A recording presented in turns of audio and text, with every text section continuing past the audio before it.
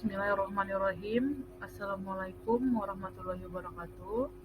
Nama saya Suhridiana, NIM 1901042060, Universitas Teknologi Sumbawa, Fakultas Teknologi Pertanian, Prodi Teknologi Industri Pertanian. Di sini saya akan mempresentasikan tentang jalur distribusi jamur serta pemasaran dan keuntungan dari petani di Kecamatan Sumbawa, Kabupaten Sumbawa. Selanjutnya, latar belakang. Latar belakang pengembangan usaha budidaya hortikultura merupakan salah satu upaya yang dilakukan pemerintah untuk meningkatkan kontribusi sektor pertanian. Hal ini dipertimbangkan karena hortikultura sumber tumbuhan yang masih potensial dan sebelum sepenuhnya dimanfaatkan. Pengembangan komoditas hortikultura merupakan pergerakan program diversifikasi dan ekstensifikasi dan rehabilitas pertanian yang merupakan inti dari kegiatan pembangunan pertanian.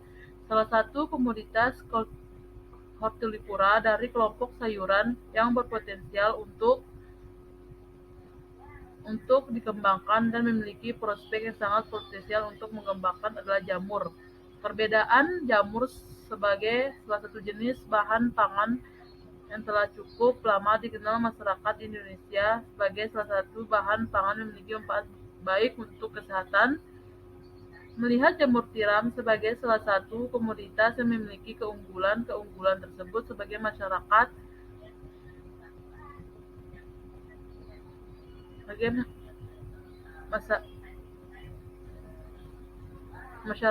pun menyadari peluang bisnis yang muncul dalam usaha budidaya jamur tiram.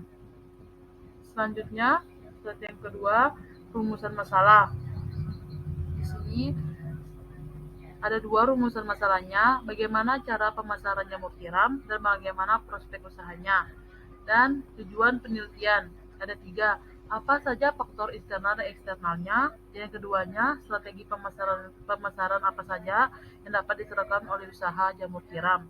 Yang ketiga, strategi pemasaran alternatif mana yang diprioritaskan oleh usaha dan aspek pemasaran tersebut.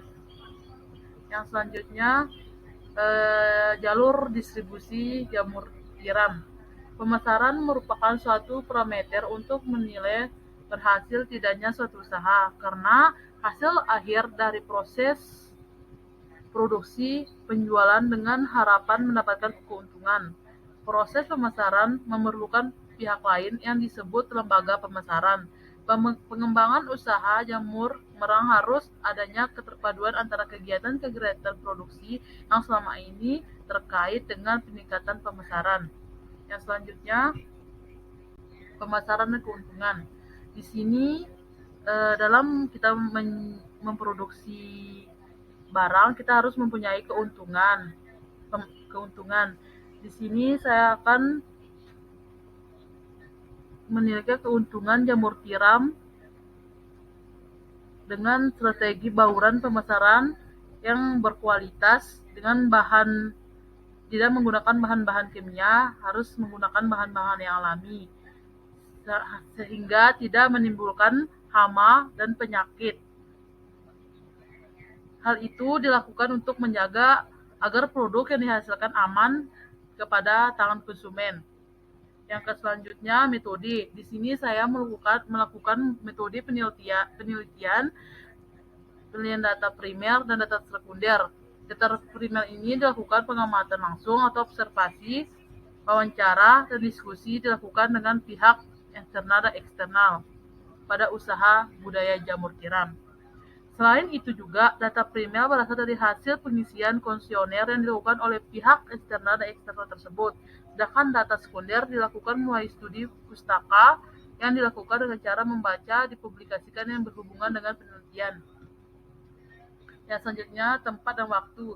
Di sini saya melakukan penelitian di Sumbawa Besar pada bulan November sampai Juni 2021. Di sini saya menggunakan teknik analisis data, rancangan analisis data yang digunakan adalah dengan menggunakan pendekatan konsep manajemen strategi berdasarkan analisis 3 tahap perumusan strategi, yaitu tahap pemasukan, tahap pemanduan, dan tahap pengambilan keputusan. Alat bantu analisis digunakan untuk merumuskan strategi tersebut dengan matriks. Terima kasih, itulah hasil presentasi dari laporan saya mengenai jalur distribusi jamur tiram hasil dari petani Kabupaten Sumbawa. Lebih kurang saya mohon maaf. Wabillahi taufiq hidayah. Wassalamualaikum warahmatullahi